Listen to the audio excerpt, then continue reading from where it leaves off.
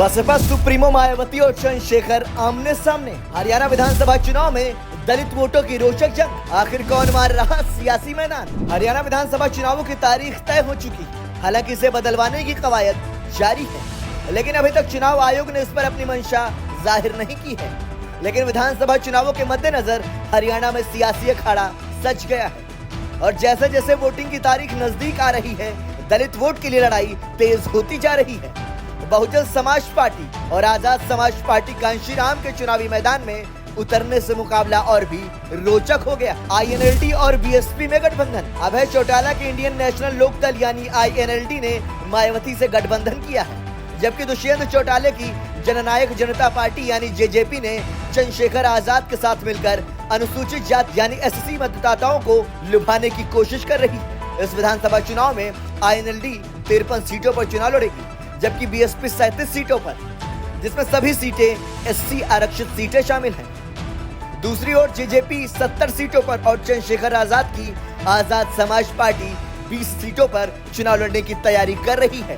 राज्य में घटा बसपा का प्रभाव। हरियाणा में बसपा के प्रभाव की बात करें तो राज्य में मायावती की पार्टी का प्रभाव घटता जा रहा है।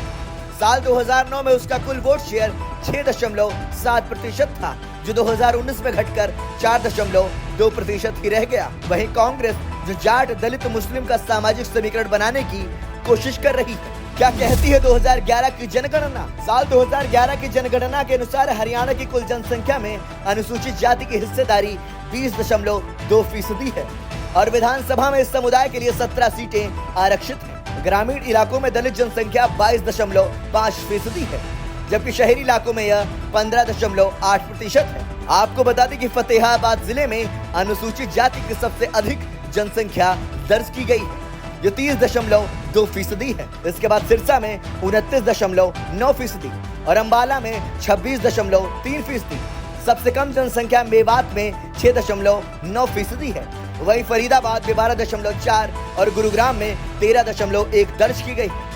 अनुसूचित जातियों ने 2024 के आम चुनाव में बड़े पैमाने पर इंडिया गठबंधन यानी कांग्रेस और आप का समर्थन किया था। लगभग 68% दलितों ने इंडिया गठबंधन का समर्थन किया, जबकि 24% ने भाजपा का समर्थन किया, जो कि पिछले चुनाव के मुकाबले 34% कम था। इस बड़े बदलाव ने इंडिया गठबंधन के लिए 8% वोट शेयर का फायदा पहुंचाया था, जबकि भाजपा के लिए 7% वोट शेयर का नुकसान हुआ था, जिससे 15% वोटों का स्विंग भाजपा के खिलाफ गया था। इसके परिणाम स्वरूप भाजपा ने 2019 में जीती हुई 10 में से 5 सीटें खो दी। आपको बता दें कि कांग्रेस ने लोकसभा चुनाव में दोनों एससी आरक्षित सीटें जीत ली थी। आरक्षित सीटों का ट्रेंड। साल 2009 के विधानसभा चुनाव में आईएनएलडी ने 9 आरक्षित सीटें जीती थी और 36% वोट शेयर मिला था।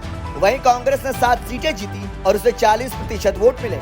बाकी अन्य दलों को सिर्फ 1 सीट मिली। बीएसपी और भाजपा ने इन सीटों पर 6% और 4% वोट हासिल किए। इसके बाद 2014 में भाजपा ने 9 सीटें जीती, आईएनएलडी ने 3 और कांग्रेस ने 4 सीटें जीती।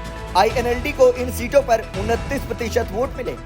वहीं कांग्रेस को 25%, बीएसपी को 3% और भाजपा को 33% वोट हासिल हुए थे। जबकि साल 2019 के चुनाव में भाजपा ने 5 सीटें जीती, कांग्रेस ने 7 और जेजेपी ने 4 सीटें जीती। इसी के साथ भाजपा ने आरक्षित सीटों पर 33% वोट और कांग्रेस ने 30%, जेजेपी ने 22%, बीएसपी ने 3% और आईएनएलडी ने मात्र 1% वोट हासिल किया था। बसपा का प्रभाव कम हुआ, मगर रनर अप को पहुंचाया नुकसान। बीएसपी का प्रभाव जरूर कम हो गया है, लेकिन इनमें से 18 सीटों पर रनर अप की संभावनाओं को नुकसान जरूर पहुंचाया है, जहां उसने जीत के अंतर से अधिक वोट हासिल किए। बसपा ने कांग्रेस की 7 सीटों पर, भाजपा की 5, जेजेपी की 2 और अन्य दलों की 4 सीटों पर संभावनाओं को नुकसान पहुंचाया। हरियाणा में अनुसूचित जाति के सबसे प्रभावशाली समूह जाटो राज्य की कुल एससी आबादी में लगभग आधे के हिस्से के बराबर है। 49 सीटों पर उनकी आबादी 10% से अधिक है। क्षेत्रीय रूप से इनमें 11 सीटें हिसार में, 9 अंबाला और रोहतक में, 8 गुरुग्राम में, 7 फरीदाबाद में और 5 करनाल में। 2009 में कांग्रेस ने इन सीटों में से आधी सीटें जीत ली थी, जबकि आईएनएलडी ने 17 सीटें जीती थी। 2014 में भाजपा ने 27 सीटें, कांग्रेस ने 9 और आईएनएलडी ने 8 सीटें जीती, जबकि 2019 में भाजपा का आंकड़ा 21 सीटों पर आ गया और कांग्रेस ने इसे बढ़ाकर 15 और जेजेपी ने 8 सीटें जीत ली।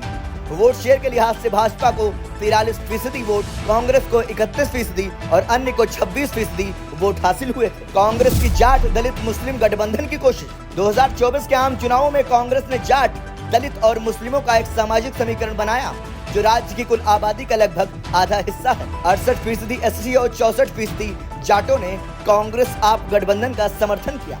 दलितों ने भाजपा नेताओं के संविधान बदलने की बातों के चलते इंडिया गठबंधन की तरफ रुख किया। हालांकि उन्होंने आम चुनाव में एक साथ मतदान किया, लेकिन उनका रिश्ता हमेशा से तनावपूर्ण रहा है। बीजेपी को क्या है उम्मीद? दलितों का एक वर्ग कांग्रेस से मांग कर रहा है कि वह हुड्डा परिवार के बजाय कुमारी शैलजा को मुख्यमंत्री पद का चेहरा बनाए। भाजपा को उम्मीद है कि इस गुटबाजी से उन्हें फायदा होगा। इसके अलावा भाजपा को उम्मीद है कि बीएसपी और आजाद समाज पार्टी के साथ साथ आईएनएलडी और जेजेपी भी दलित मतदाताओं के एक बड़े हिस्से को आकर्षित करेंगे, जिससे कांग्रेस द्वारा आम चुनावों में हासिल किए गए लाभ को कुछ हद तक बेअसर किया जा सकेगा। दिलचस्प बात यह है कि आईएनएलडी और जेजेपी दोनों ही प्रमुख तौर पर जाट समुदाय का प्रतिनिधित्व करते हैं और भाजपा को यही उम्मीद है कि वे जाट और बीएसपी एएसपी के दलित मतदाताओं को आकर्षित करके कांग्रेस को दोहरा नुकसान पहुंचाएंगे, जिससे भाजपा को फायदा होगा। अब वास्तविकता क्या होती है ये तो चुनाव परिणाम के बाद ही तय होगा। ब्यूरो रिपोर्ट, संदेश वाहक।